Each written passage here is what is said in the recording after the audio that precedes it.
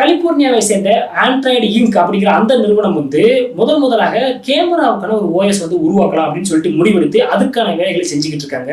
இவங்க அந்த வேலையை செஞ்சுட்டு இருக்கக்கூடிய அதே நேரங்களில் கூகுள் வந்து என்ன பண்ணுச்சுன்னா இந்த ஆண்ட்ராய்டு இங்க் அப்படிங்கிற அந்த நிறுவனத்தை வந்து வாங்கலாம் அப்படின்னு முடிவெடுத்து 2005 இந்த ஆண்ட்ராய்டு இங்க் வந்து கூகுள் வந்து வாங்குறாங்க.